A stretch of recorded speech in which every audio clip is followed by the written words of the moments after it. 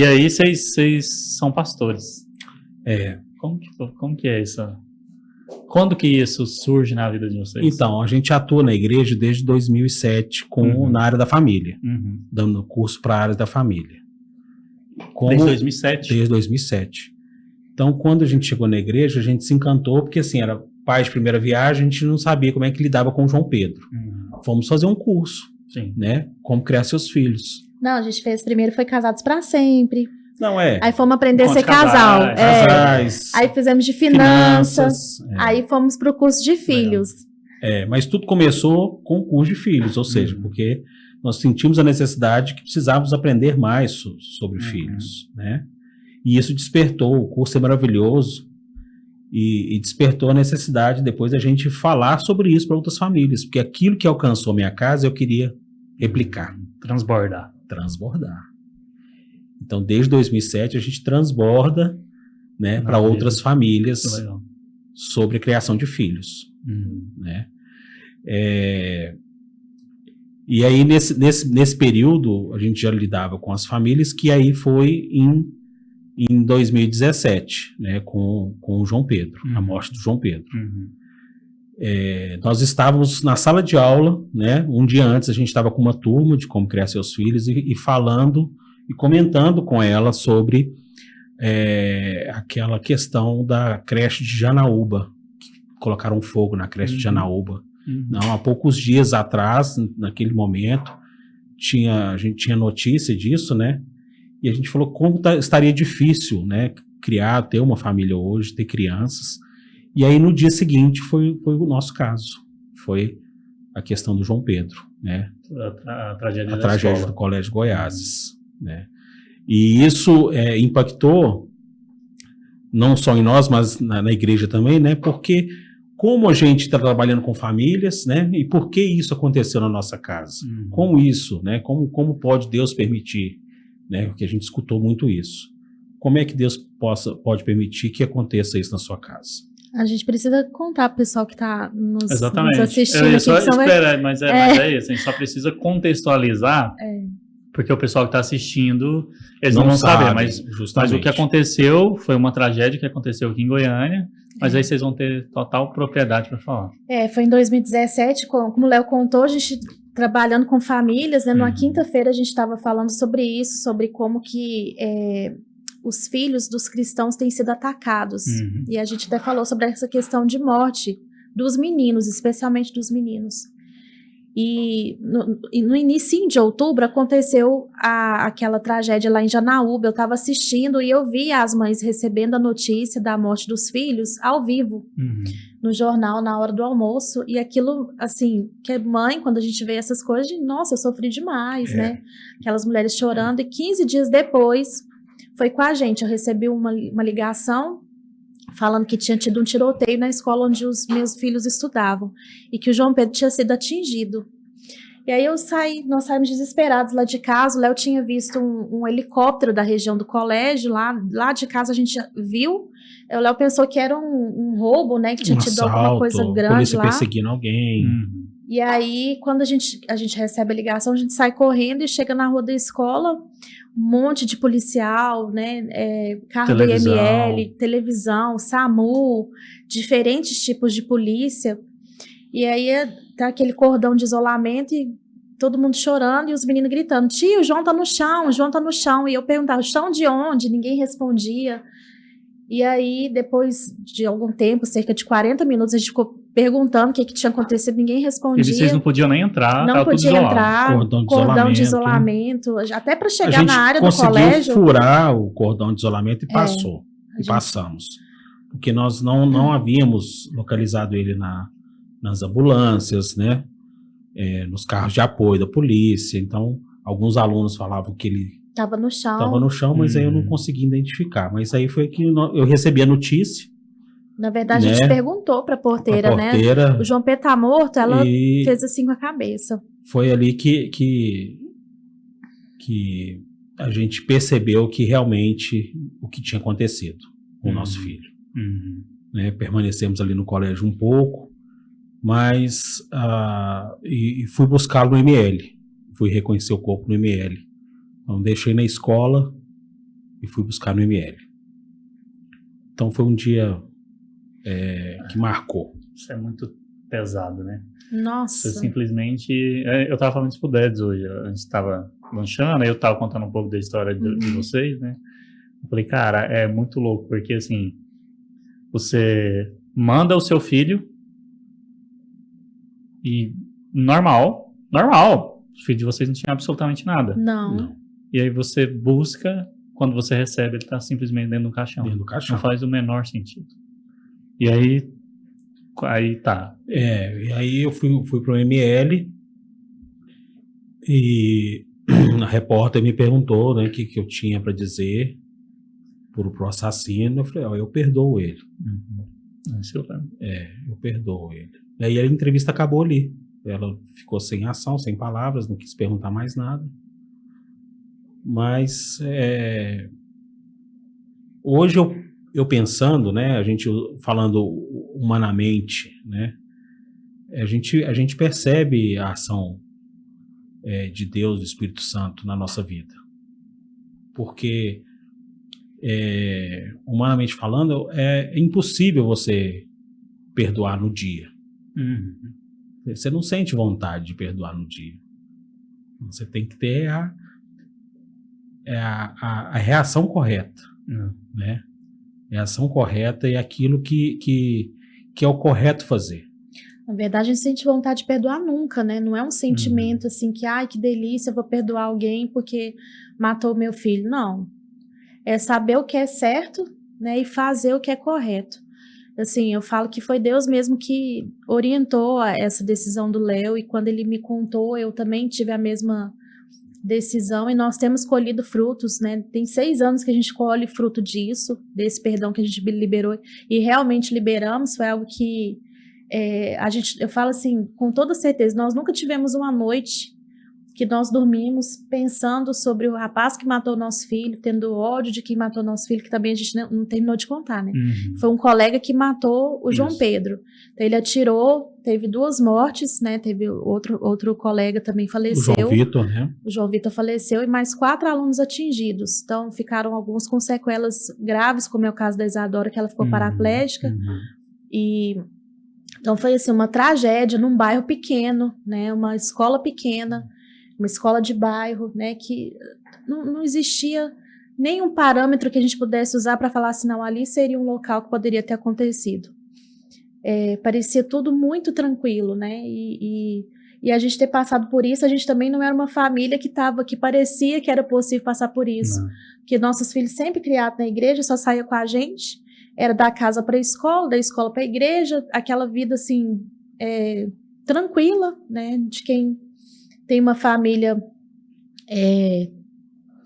estruturada, que é o que a gente pode dizer isso. Então, nada apontava para que algo nessa magnitude pudesse acontecer com a gente. E aí a gente entrega na escola e busca no IML. Então, foi algo assim que a gente sabe que, se não fosse orientação do Senhor, não fosse mesmo recebendo de Deus essa orientação no sentido de perdoar, a gente não teria conseguido fazer algo desse sentido. Porque é um filho. É tão precioso para nós, né, esse assunto, que a gente sempre ajudou outras famílias nesse assunto. Era algo que a gente sabia. Como eu tive as minhas dores como filha, eu não queria errar como mãe. Então, a gente sempre investiu muito nesse assunto familiar, para que a gente pudesse ter com os nossos filhos aquilo que a gente não teve. Mesmo o Léo tendo tido pai, mãe, também muitas falhas, né? Houve na história dele, na minha. Eu sei que os meus avós fizeram o melhor que eles conseguiram fazer dentro da possibilidade deles. Mas também existiram falhas, assim, dentro de mim, carências dentro de mim, como a gente começou aqui contando. Então, a gente queria errar o menos possível. E aí, a história do João Pedro não terminou, né? Porque até hoje a gente ainda vive a história do João Pedro, mas você vê um filho morto no caixão. Ali foram muitos sonhos embora, muitos planos embora, né? E a gente sabe que, de maneira humana, a gente não conseguiria ter feito o que a gente fez. E aí, assim, muita coisa foi dita, né, nisso, nessa investigação e tudo mais, mas o que de fato ficou finalizado, digamos assim? O que foi a motivação? Como que... Certo. Quando aconteceu, no dia que aconteceu, os alunos saindo, acabando de ter visto os colegas mortos, uma cena de filme, né? Aí o repórter pergunta para a menina assim, qual que foi a motivação? Ela, não sei. Ele, foi bullying? Ela, foi bullying.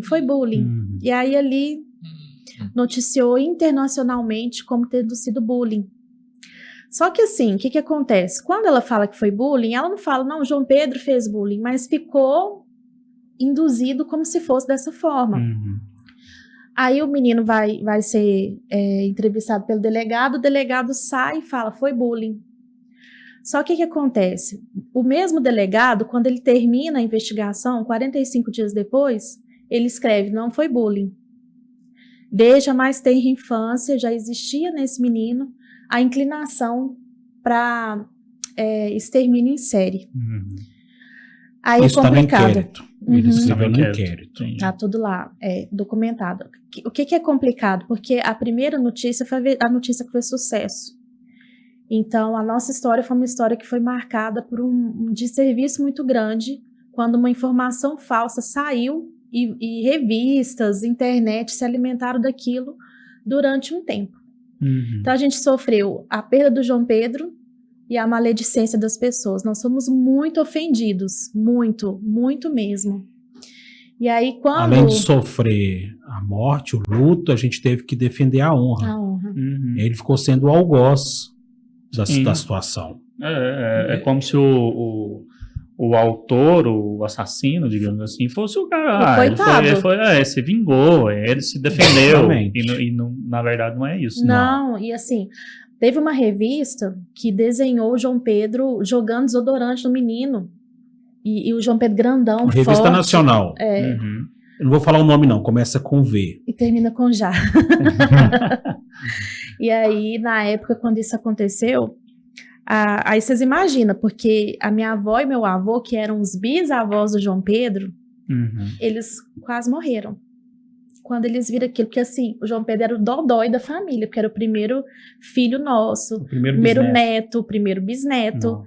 Então, assim, olha, foi tão complicado, porque a gente conhecia o filho que a gente tinha. A gente sabe das peraltices de criança, o que era provável de fazer, mas a forma como foi colocada, a gente, não, isso aí não foi desse jeito. Aí a gente até elucidar tudo, demorou 45 dias.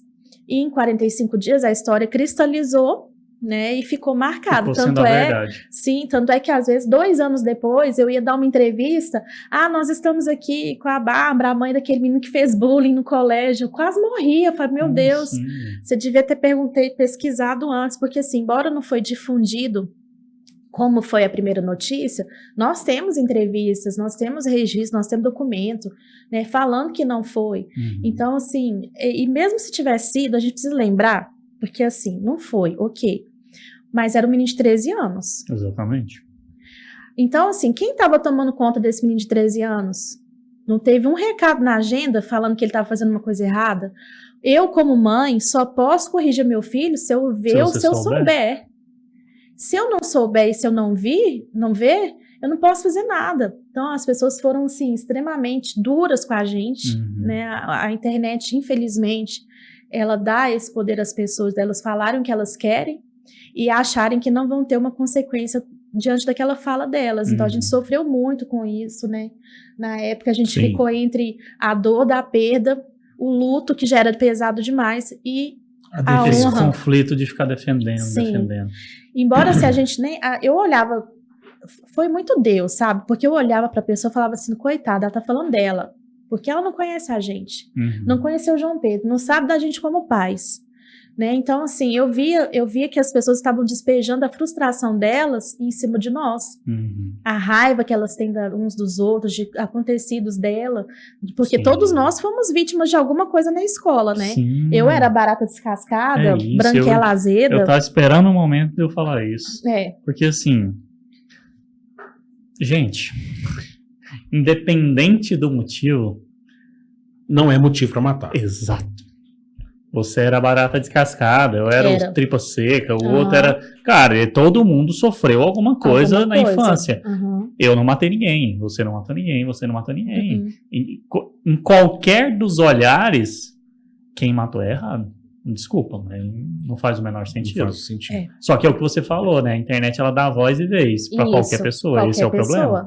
E aí vem um idiota, ele planta um negócio, uma mentira contada várias vezes, ela se torna uma verdade. E não é que eu estou dizendo assim, eu não estou minimizando o problema do bullying, não, porque ele existe. Com certeza. Dói, é chato, eu não gosto, porque já aconteceu com meus filhos. Sim. Eu não gosto que eles passem por isso também, não.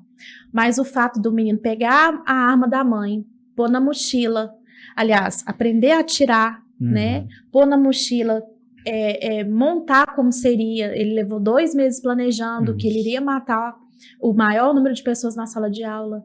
Então, tudo isso, aí a gente vira e fala, foi bullying? Não. Não foi bullying, porque com 8 anos de idade, que aí entra o pulo do gato, ele fazia desenhos de morte. Desenhava faca, desenhava arma, desenhava caixão, desenhava uma pancada de coisa, e ele defendia o nazismo. Aí, ele estava em outra escola, com 8 anos. A diretora cansou de pedir para levar ele no psicólogo e fazer uma avaliação. Os pais não levaram.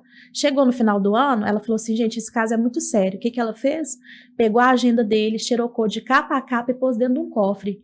Falou assim, esse menino é uma bomba relógio, se os pais não levam ele para o psicólogo, eu vou cuidar daquilo que eu posso, vou me resguardar. Porque ela não podia fazer mais nada, né? Dentro das possibilidades dela. Aí eles tiraram ele da escola. Ela falou, bom, pelo menos agora, o problema já não está mais comigo, né? Matriculou em outra escola, que foi onde aconteceu. Quando aconteceu, essa escola tinha a agenda xerocada. A documentação necessária. E aí a polícia chama para depor. Estudou em tal lugar. Vamos chamar esse pessoal aqui, porque eles são testemunhas. Ela entrega a agenda. Aí quando olhou, falou, não é uma coisa que aconteceu agora. Já estava nele, já estava dentro dele o desejo de matar. Ele só encontrou uma oportunidade de fazer. Que loucura, gente.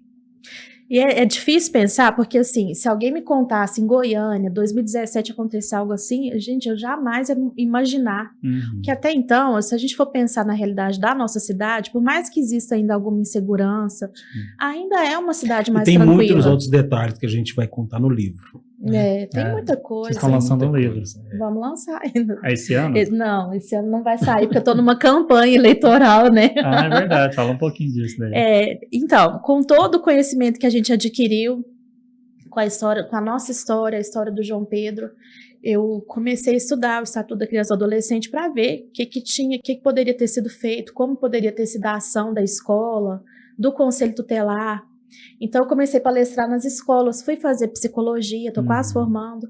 E aí, agora surgiu a oportunidade. Eu falei, vou me candidatar ao Conselho Tutelar, porque hoje eu consigo ajudar melhor as famílias nesse sentido de segurança. Como que a família pode fazer se a criança está sendo ameaçada? Ou se é o filho que está ameaçando? Qual que é a ação que essa família pode ter? Ou se os pais não levam para fazer uma avaliação psicológica, a escola cobre, né?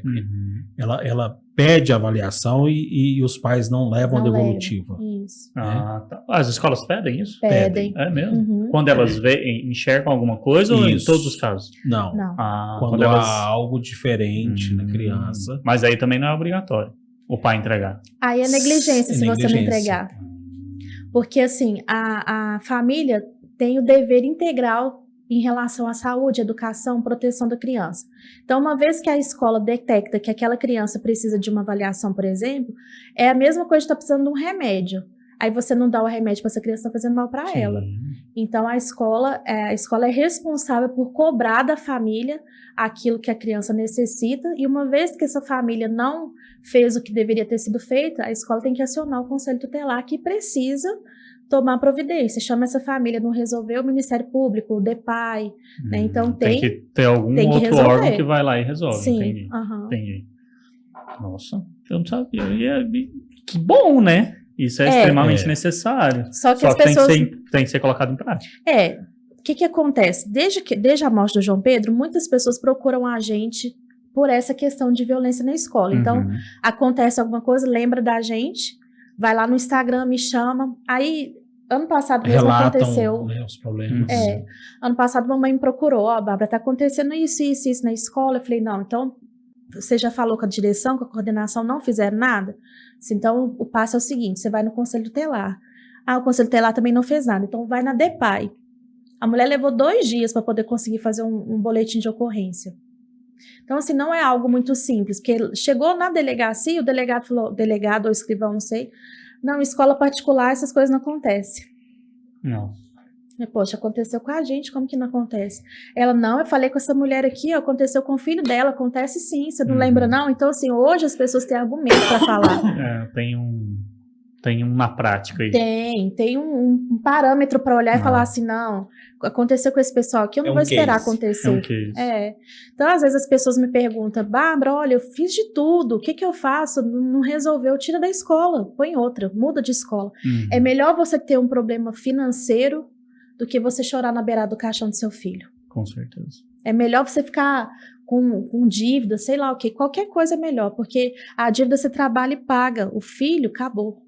As situações de agressão, né? O filho está sendo agredido na escola. Então, você não vai agredir outra criança, né? Às vezes os pais são chamados e nada é resolvido.